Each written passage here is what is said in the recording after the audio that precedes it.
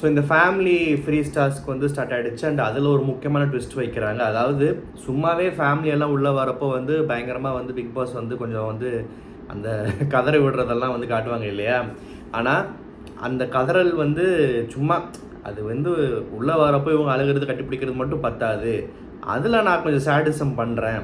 கோதாவரி ஒரு கோட்டை போடுன்ற மாதிரி ஒரு கோடை போட்டு அங்கேருந்து ஒரு படம் ரிலீஸ் ஆகிறதுக்கு முன்னாடி டீசர் கட்டாமல் லைட்டாக அந்த கதை ஓப்பன் பண்ணி யார் பார்த்தீங்களா அப்படின்னு சொல்லிட்டு காமிச்சு அந்த கதை மூடிட்டு போய் ஆக்டிவிட்டி பண்ணிட்டு வாங்க, அப்போ தான் பார்க்க முடியும். ஆனால் அது வரைக்கும் ஹவுஸ்மேட்ஸ் கூட உங்கள் ஃபேமிலி மெம்பர்ஸ் உறவாடிட்டு இருப்பாங்க அப்படின்றதெல்லாம் வந்து இதெல்லாம் எவன் யோசிச்சான்னு தெரில. சத்தியமாக வந்து குடும்பத்து மேலேயும் சொந்தக்காரங்க மாமன் மச்சான் மேலே இருக்கிற தீராத ஒரு பகை, சொத்து பிரச்சனை, குடும்ப தகராறு, பல வருஷமாக வந்து கோர்ட்டு கேஸ்னு அலையிற எவனோ ஒருத்தன் தான் மக்கள் இந்த உலகத்தில் எவனுமே அவன் குடும்பத்தை பார்த்துடவே கூடாது, சந்தோஷமாக இருந்துடக்கூடாதுன்ற மாதிரி இப்படி ஒரு டாஸ்க்கை வந்து ஒரு கொடூரமான கொடுசுரம் எவனோ யோசிச்சு வச்சுருக்கான் போல்.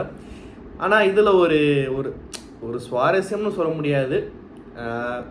என்ன இருந்தாலுமே நமக்கு பிடிக்காத எதிரியாக இருந்தால் கூட ஒரு பிள்ளைங்க அப்படி வெளியே இருக்கிறப்போ அம்மாவை பார்க்கணுன்னு வந்திருக்கிறப்போ வந்து இந்த இடத்துல பந்தை உருட்டிகிட்டு இருக்கிறதெல்லாம் வந்து நம்மளாலே வந்து அது பார்க்க முடியல. சரி, ஓகே, எண்ட் ஆஃப் 3 அது ஒரு கேம் ஷோன்னு சொல்லுவாங்க. ஸோ அதில் ஒரு கேம் ஆடி பார்க்குறாங்க. இப்போ நேற்று எபிசோட் ரிவ்யூ நான் போடலை. அதில் சில முக்கியமான விஷயங்களை பற்றி பதிவு பண்ணாமல் தாண்டி போக முடியாது. யாரோட ஃபேமிலி வந்தால் மகிழ்ச்சின்னு சொல்லி ஏதோ கேட்டிருந்தாங்கல்ல. கிட்டத்தட்ட மோஸ்ட்டாக எல்லாருமே நிறைய பேர் வந்து சாண்ட்ரா சொன்னாங்க. ஆனால் ஒரு விஷயம் யோசிச்சு பார்த்தீங்களா, சாண்ட்ரா உள்ளே வரும்போதே புருஷன் கூட வந்த ஒரு கண்டஸ்டன்ட்டு ரொம்ப நாள் புருஷன் கூட குடித்தனம் நடத்திட்டு புருஷன் போய் ஒரு 2-3 வாரம் ஆச்சு. அதுக்குள்ளே ஒரு ஹவுஸ்மேட்ஸை படாத பாடுபடுத்திருச்சு. ஓகேவா, அதுவே ஒரு அட்வான்டேஜ் தான். விக்ரம் சொன்ன மாதிரி யாருக்குமே கிடைக்காத ஒரு மிகப்பெரிய எமோஷனல் சப்போர்ட்டு.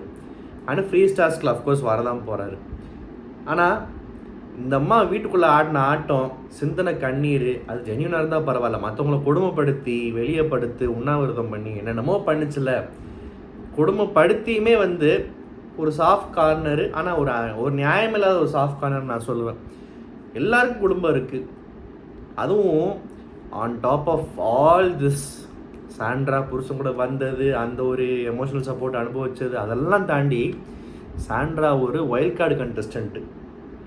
அப்போது சாண்ட்ராக்கே இவ்வளோ சப்போர்ட்டு தேவைப்படுது, சாஃப்ட் கார்னர் தேவைப்படுது, எல்லாருமே சாண்ட்ராவோட குடும்பத்துக்காக நான் மகிழ்ச்சின்னு சொல்கிறாங்கன்னா உள்ளே இருக்கிற டே 1லேருந்து உள்ளே இருக்கிறவன்லாம் அப்போ இழிச்சவாயினா அப்போ அவனுக்கெல்லாம் எவ்வளோ குடும்பத்தை மிஸ் பண்ணுற ஃபீல் இருக்கும். அது ஏன் வீக்கெண்டில் எல்லாருமே வந்து சாண்ட்ரா சொன்னாங்கன்னு தெரில. ஆனால் சாண்ட்ரா ஒரு கார்டு ப்ளே பண்ணச்சில்ல, விக்டிம் கார்டு, அது வந்து வீட்டில் இருக்கிறவங்கள மயக்கிருச்சா என்னன்னு தெரில. எல்லாருமே நிறைய பேர் அது சொன்னாங்க. அது எனக்கு ஆக்சுவலாக பிடிக்கல. அண்ட் அதுக்கப்புறம் எஃப்ஜே எவிக்ஷன்லாம் ஒரு பெரிய விஷயமாக பார்க்கப்படுது. ஆனால் 77 நாள் ஆச்சு. போக வேண்டியவங்க போய் தான் ஆகணும். ஆதிரையை ஜோடியாக அமுச்சு விட்டாங்க கூடயே. அதுவும் எஃப்ஜே போகிறப்போ ஆதிரைக்கு ஒரு கன்ஃபெஷன் பண்ணி பேசிட்டு போனது ஆக்சுவலாக பார்க்க நல்லா இருந்துச்சு. அது ரொம்ப யதார்த்தமாக இருந்துச்சு. ஒரு நல்ல சில பேர் சொல்லுவாங்க ஃப்ரெண்ட்ஷிப்க்கு மேலேன்ற அந்த ஃபீலுன்னு பிக் பாஸ் வீட்டுக்குள்ள ஒரு வடை சொல்லுவாங்கல்ல, அந்த வடையை தாண்டி இந்த எஃப்ஜே பண்ண விஷயம் கொஞ்சம் ஆர்கானிக்காக பார்க்கறதுக்கு ரசிங்கப்படியாக இருந்துச்சு. அப்புறம் ஆதிரை வந்து என்ன யோசிச்சிருக்கோம், எஃப்ஜே என்ன யோசிச்சிருப்பாருன்னா வெளியே வா கண்டிப்பாக பேசலான்னு சொல்லிட்டு போனப்போ நான் இப்போயே கூட வரேன், ஒன்றா ஒரே கேரவனில் உட்காந்து பேசலான்ற மாதிரி அமுச்சு விட்டாங்க. ஆதிரைக்கு இன்னும் புலம்பல் என்ன தான் பண்ணோன்னு. ஆனால் நான் தான் சொல்கிறேன்ல, எல்லாருமே வந்தேன் போனன்ற பற்றி வீட்டுள்ள அவ்வளோ பேர் இருக்காங்கன்றது தான் வந்து எல்லாருக்குமே ஒரு பிரச்சனை தெரியுது. பட் 80 நாள் நோக்கி போயிட்டாங்க. 80 நாள்ன்றது ஒரு பெரிய விஷயன்றது நிறைய பேருக்கு உள்ளே புரியலை. ஆதிரை ஆனால் ரொம்ப எக்ஸ்ட்ராடினரியாக செம்மையாக ஆடினாங்க, வெளியே அனுப்பிடவே கூடாது அப்படின்னு சொன்னீங்கன்னா அந்தளவுக்கு சீன் இல்லைனாலுமே இப்போ இந்த சாண்ட்ரா படுத்துகிற பாட்டுக்கு சாண்ட்ராக்கெலாம் யார் ஓட்ஸ் பண்ணுறா, அண்டு கமருதீன்லாம் இன்னும் வந்து ஃபைனல் வரைக்கும் போவார்லாம் பேசிகிட்டு இருக்காங்களே தான். எப்படி இந்த மாதிரி சில கண்டஸ்டன்ஸ்லாம் உள்ளே இருக்கிறப்போ ஆதிரை போகிறதெல்லாம் வந்து யோசிச்சு பார்க்குறப்போ என்ன பண்ணாலும் பாவம் நல்ல திரும்ப அமுச்சு விட்றாங்கன்ற மாதிரி அந்த ஒரு தாட்ஸும் வரதா செய்யுது. அண்டு போகிறப்போ இந்த 24 hours அந்த ஒரு வைரக்கல்லை தூக்கி பார்வதி மூஞ்சியில் செருப்பால் அடித்த மாதிரி அடிச்சுட்டு போயிடுச்சு. இதே அப்படி சொல்கிறேன்னா, மாயாண்டி குடும்பத்தார்னு ஒரு படம் நிறைய பேர் கண்டிப்பாக பார்த்துருப்பீங்க. அதில் அக்காவோடைய பிள்ளைங்களுடைய சடங்குக்கு வந்து மதித்து கூப்பிட மாட்டாங்க கடைசி மகனை. அதாவது அவர் தான் டைரக்டர். அவர் வந்து காலேஜ் ஃபீஸ் கட்டுறது கையில் 50,000 வச்சுருப்பார். அதை போய் மொய்யாக வச்சுட்டு பஸ்ஸுக்கு கிளம்பிடுவார், சாப்பிடாமே கிளம்பிடுவார். ஸோ அவரை வந்து ஒன்றும் இல்லாதவன்னு மதிக்காமல் இருப்பாங்க. ஆனால் அவர் இவ்வளோ பெரிய விஷயத்த பண்ணிட்டு போயிடுவார். அந்த அக்காவும் மச்சான் அப்படியே ஓடி வருவாங்க. செருப்பால் அடித்த மாதிரி இருந்துச்சியான்னு சொல்லிட்டு அங்கே ஒரு சீன் வரும். அதே தான் நடந்துச்சு. ஆதிரை எவிக்டட்னு சொல்கிறப்போ பார்வதியோட ரியாக்ஷன் பார்க்கணுமே, ஐயோ அப்படி ஒரு சந்தோஷன்றதை விட ஒரு எக்ஸைட்மெண்ட்டு, ஒரு அப்படியே ஒரு டிஆர்பி செம்மல அப்படின்ற மாதிரி ஒரு ஃபீல் என்னமோ. ஆனால் அந்த பொண்ணு தூக்கி கொடுத்துட்டு போயிடுச்சுல, அவ்வளோதான். நீ என்ன அழுதாலும் சரி, லைஃப் ஃபுல்லாக நீ வந்து அதை இது பண்ணாலும் சரி, எவ்வளோ பாவமாக மூஞ்சி வச்சாலும் சரி, அது ஆதிரை உனக்கு கொடுத்த ஒரு அன்பான ஒரு செருப்படியாக தான் பார்க்குறேன். ஆதிரை கொஞ்சம் அறிவாளியாச்சே, பாருக்கு சும்மாவா கொடுத்துட்டு போவோம் அப்படின்னு யோசிச்சு பார்த்தா நல்ல விஷயந்தான். அம்மா வந்தால் நான் சந்தோஷம் தான் கொடுத்துட்டு போயிருக்கு. ஆனால் கம்முறுதியனுக்கு ஒரு ஆப்பு வைக்கணும். கம்முறுதியனை உள்ளே யாராவது கொஞ்சம் அன்கம்ஃபர்டபுளாக ஃபீல் பண்ண வைக்கணும், எம்பாரசிங் ஆக்கணுன்ற ஒரு உள்குத்து இருக்கா அப்படின்னு தெரில.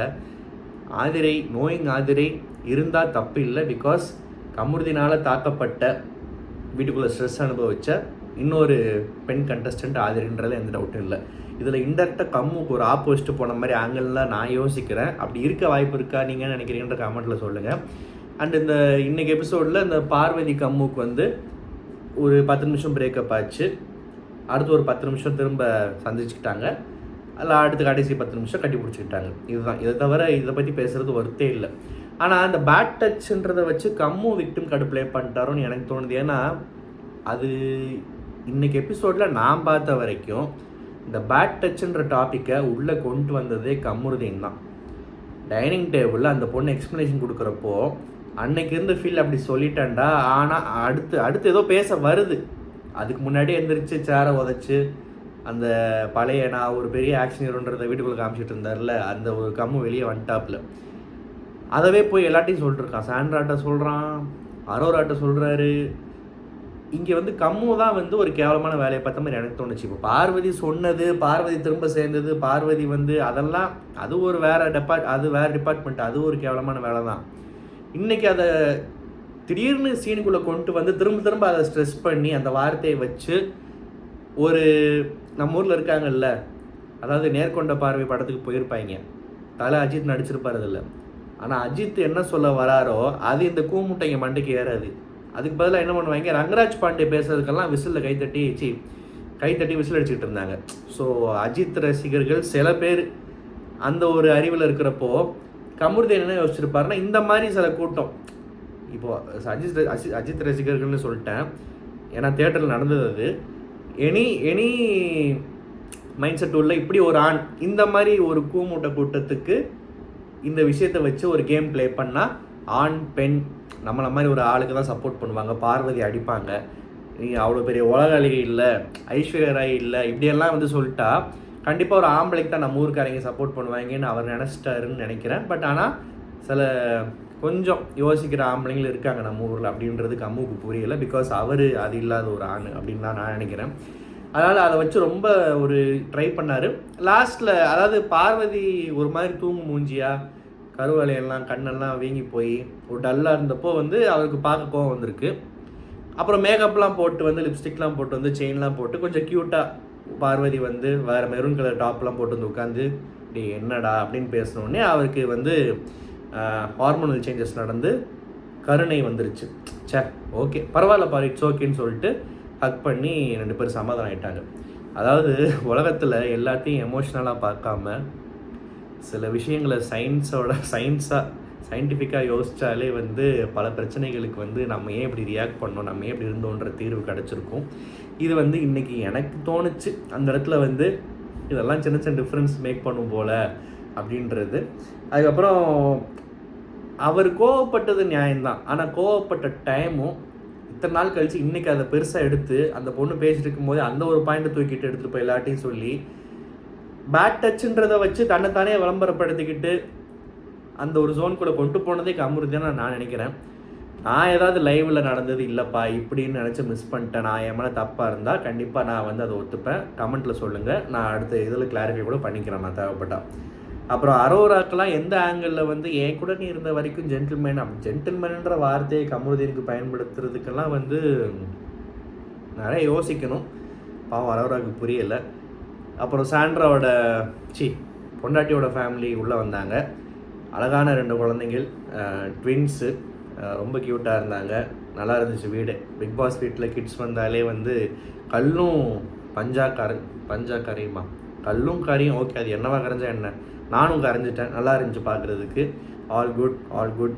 அண்டு புருஷன் வந்து வெளியே பொண்டாட்டியை சப்போர்ட் பண்ணுறதுக்கு என்னென்னமோ பைத்தியகாரதனமாக பேசிகிட்டு இருந்தார். உள்ளே போய் கொஞ்சம் இன்னும் ஸ்ட்ராங்காக புத்தி சொல்லியிருக்கலாம். ஆனாலுமே அங்கே பெருசாக ஒன்றும் பதிவு பண்ண மாதிரி தெரில, இல்லை லைவில் நிறைய பேசினாரான்னு தெரில. ஓன் கேமை நீ ஆடுன்றதெல்லாம் அரைச்சமாகவே பழைய மாவு எல்லாருமே அதை அரைப்பாங்க. எல்லாருமே சொல்கிற விஷயந்தான்.